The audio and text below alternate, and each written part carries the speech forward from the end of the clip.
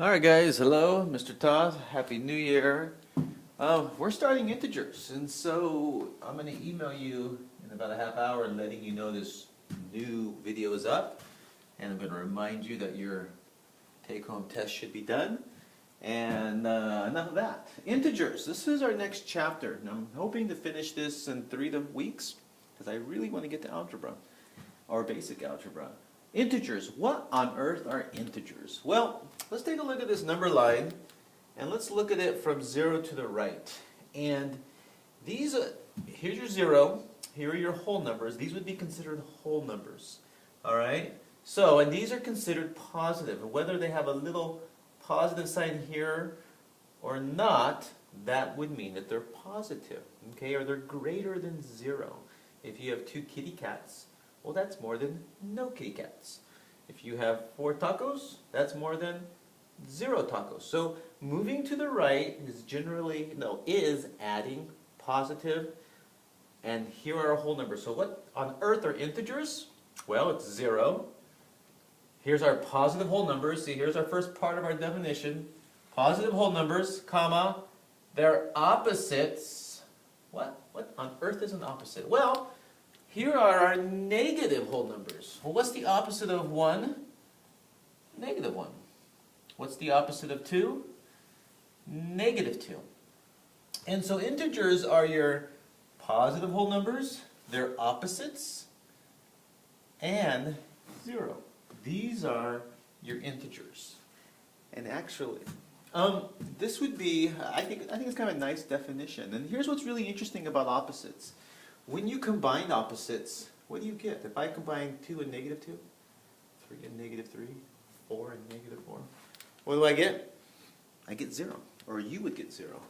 And so here's your definition of integers, and I'm going to read it to you. Positive whole numbers, their opposites and 0, are called integers. To represent data that are less than 0, you can use negative integers. So that leads me into my next part.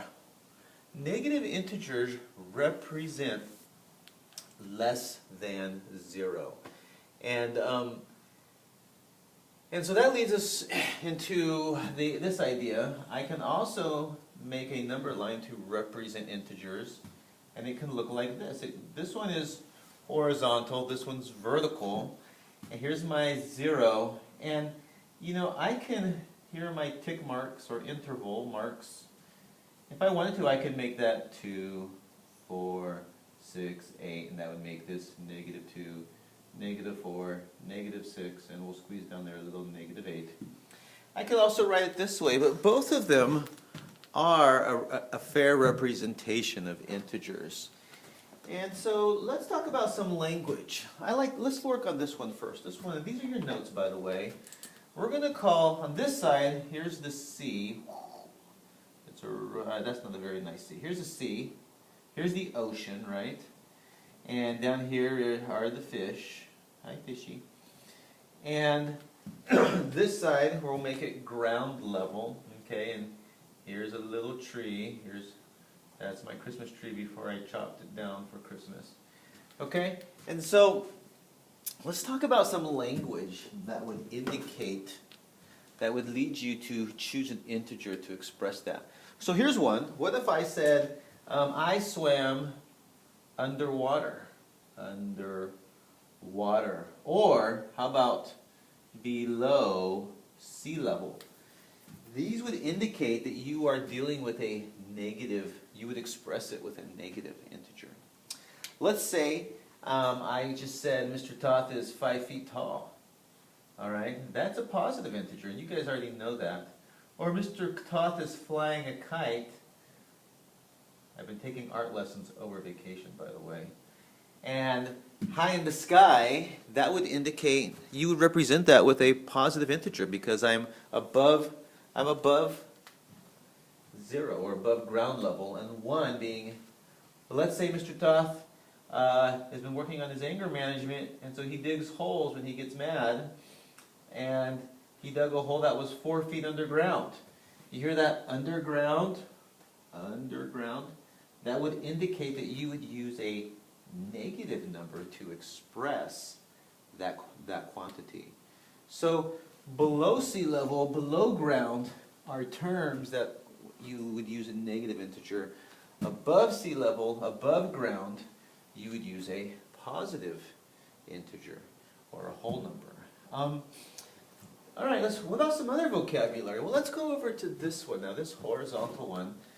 Let's pretend this is, how do I make this look nice? I wish I had red, but I don't, so let's move on. Let's talk about negatives. Let's say you lost a loss. You lost some money, all right? Let's say it's a withdrawal from your account. A withdrawal. These would be negative, an indication of you would use a negative integer.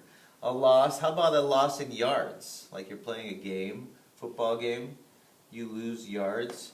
What else? What's some other good ones here? A withdrawal, a loss. Ooh, I like this one. How about below? Below zero. Okay, like as in temperature, below zero. These are all indications that you would use a negative integer, all right? Well, how about a positive? What would be a positive integer? Well, how about a gain? And just so you know, don't get confused when I say positive integer. I'm talking about numbers that you've been using all your life. A positive integer is a positive whole number, fraction, positive decimal. So how about a gain? You found some money. How about a gain in yards? Okay, you're playing soccer, football. How about a deposit? A deposit, you put deposit. You put money into your bank account. Your bank account just got a gain. That would be, you would use a positive integer. How about an increase? An increase. That would be positive. I just saw another good one for loss. Well, I did. Now I forgot it already. Where did that one go? How about a loss of time? So let's just stop here for a minute. Why is Mr. Todd talking about all this stuff? All your math life, for the most part, you have used positive numbers, greater than zero. Now we're exploring how do we express this for something that's less than zero. And we will start looking at sentences, word problems, where you'll have to express this. And some of the key words and key concepts are like loss, withdrawal, loss of yards, below zero, loss of time, underwater, below the water, underground, all imply negative. Now you might be thinking, well, that sounds a lot like subtraction. And the reality is, you'll learn later this month, and especially in 7th grade, a negative integer can be rewritten as a subtraction problem.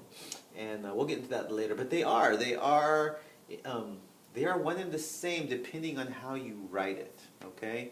It kind of comes back to this whole idea of Mr. Toth. Actually, I don't want to get into that. I don't want to go down a little rabbit trail. But actually, I will. Mr. Toth, right here I am, Mr. Toth. That's who I am at school. But at home, I am Papa. And I'm sorry, Kieran, yes, I am Sweetie. Now, do you guys, not Sweeties, Sweetie. Do you see how I have two different names for the same person. And it's just named differently. Well, it turns out that with negative integers, I can also rewrite them as a subtraction scenario. And so that's why it sounds strangely like that. And I'm going to stop right there because my objective is I want you to understand these words and associate them with the right integer, whether it's negative or positive. So you should copy all of this. And let me check my notes. It's looking good. Yes, it's looking good. I'm going to go ahead and erase this. I'm going to just look at a horizontal number line. Sometimes you're going to be given a number set, and it looks like this. And they'll 3, comma, negative 2, comma, 4, comma, negative 4. And they'll say, graph those on your number line. it might say graph these sets of integers. So I would say, well, where's 3 on here? Aha, it's right here, and I would put a point right there on 3. Where's negative 2? Aha, there it is. Where's 4? Aha.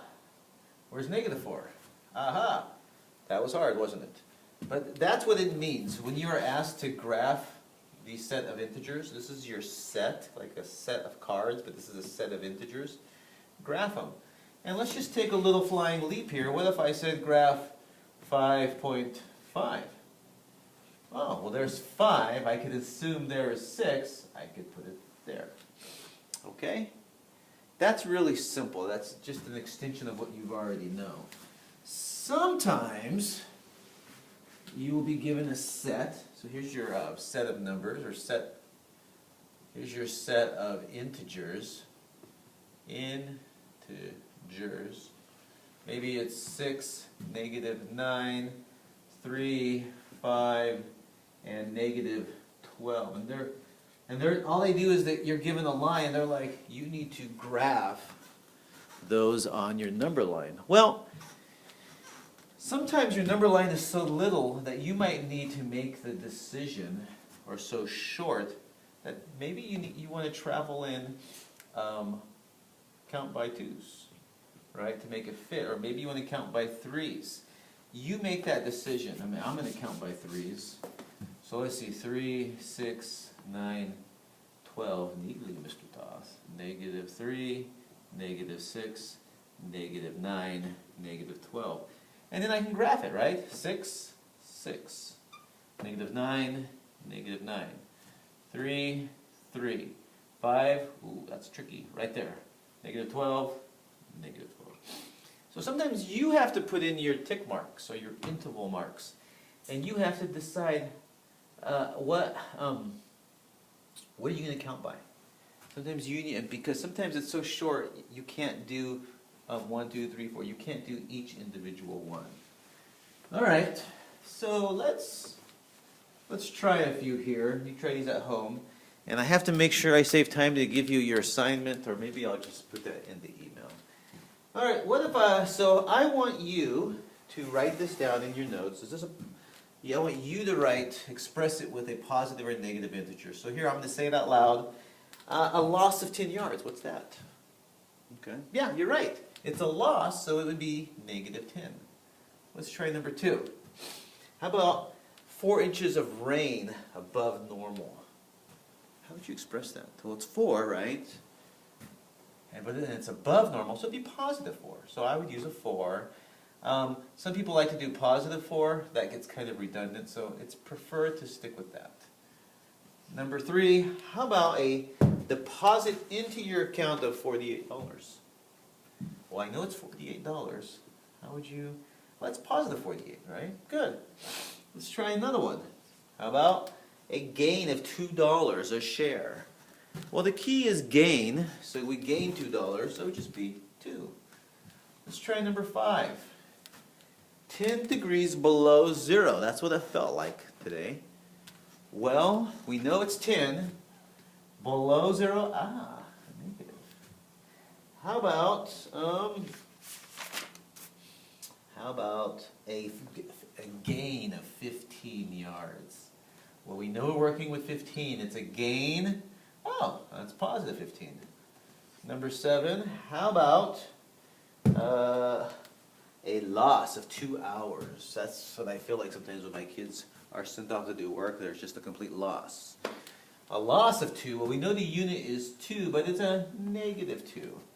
Let's do one more. All right, how about the submarine went 3 miles below sea level. Yikes. Well, we know the unit is 3. Or is it miles? The quantity. But it's below, so it's negative. So that's us practicing. We just practice, guys. So what I'm going to do is in the email give you the assignment.